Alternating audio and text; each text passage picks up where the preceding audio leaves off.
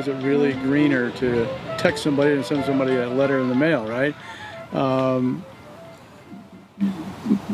Probably, you know, to a certain extent, but yeah, that has to be generated somehow. And then how do you do that? You're on an electronic device, which you have to plug in somewhere. Right. You know, unless you have a a solar home, you know, you're plugged in somewhere, and then the electricity being generated from some plant somewhere, you know, and most of them are not like green.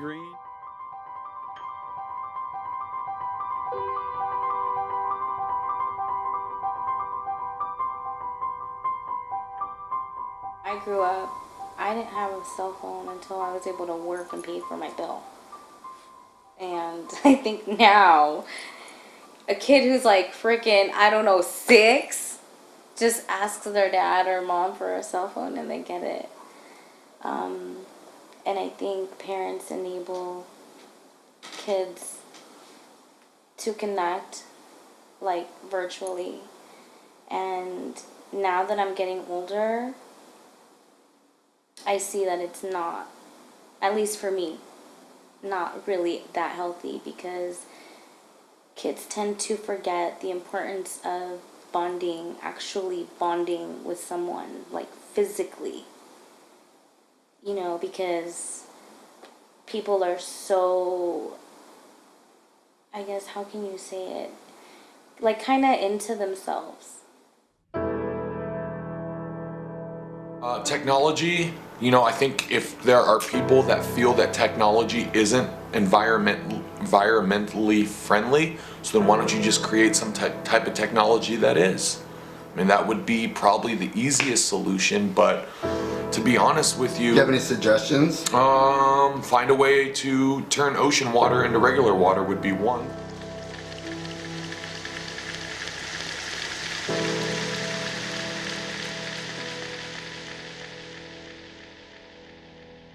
I think it's based on need and research. So technology develops where the benefits are there. So if the benefit for a specific drug is there because the payback is there for Roche or Genentech or any of the big companies that develop drugs, they fund money for that. If, let's say, the kickback is not as high, there's less money that's put there. And it's the same with sustainability. There's things that we take for granted that are sustainable, and so there's not a lot of research and dollars put into that. You know, desalination of water is something that's at least 40 years old. It's not new. It's a pretty old technology. You boil water, seawater, make steam, and from the steam you make H2O. But they're changing some of the technology to make it more affordable. So you are seeing more desalinations of water plants going around. Like everything else in the world, it's not black or white. There's a lot of growth in one area, not enough growth in the other.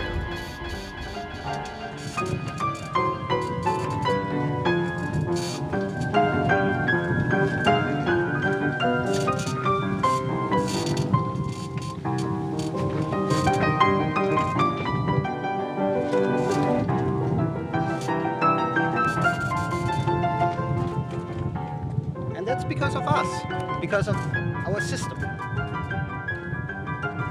Let's not blame Amazon or Apple. It's our system. We buy it. We decided, first of all, 20 years ago, we wanted to only have giant bookstores and not having these little mom and pop stores, which were a little bit more expensive. So we got a few very large bookstores. And then we decided we wanted to have everything on our little phone, on that tiny little piece of digitized material. And that's what we get.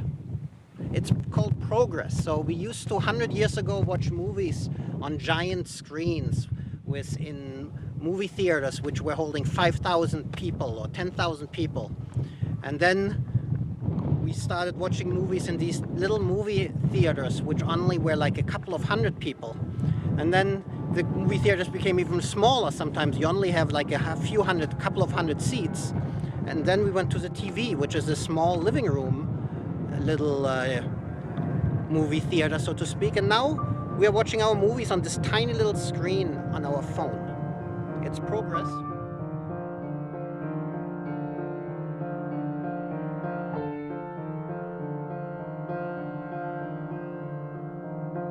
On a technological level right now, I mean, I know the lithium battery is a pretty bad thing, and it's very poisonous and dangerous, but I'm hoping that as we move forward with, technology, we can get to a point where we can use,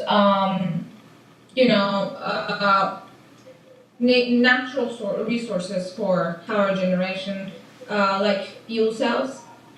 Like the oxygen, hydrogen combustion engines and those type of things.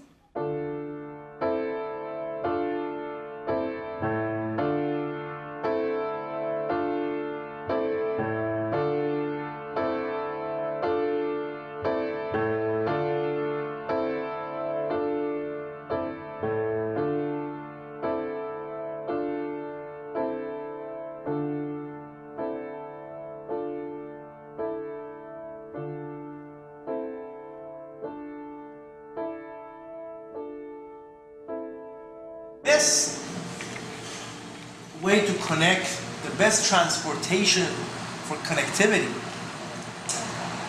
is the transportation of mind and heart and soul and love. The Persian poet said that بود منزل نبود در سفر روحانی.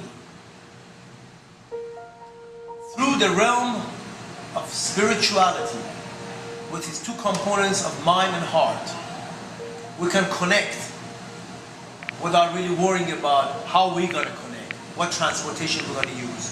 When the souls and minds are connected, there is no need for telephone, no need for cars, trains, planes.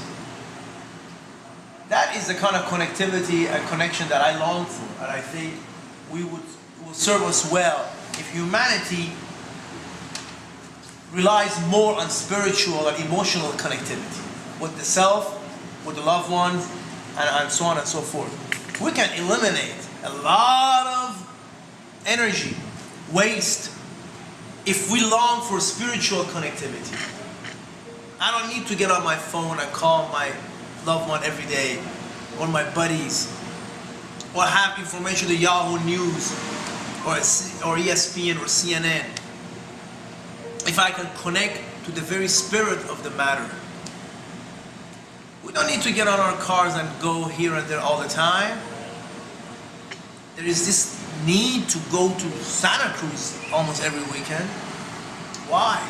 Connect with your home, with your garage, clean the home, write a letter, read a book, talk to yourself. I think the connectivity to the self, the Persian Sufi said, ما درون را بنگریم و حال را نه برون را بنگریم و قال را. Let's connect to the self, not outside where there is just noise and sounds. The hall is inside. Inside of me is the satisfaction, the sense of contentment. You gotta connect to the self, to the inside. Not to be narcissistic, not to be selfish, but what is going on with me? Who am I? What I want? Where did I come from? Where am I going to? The answer lies within.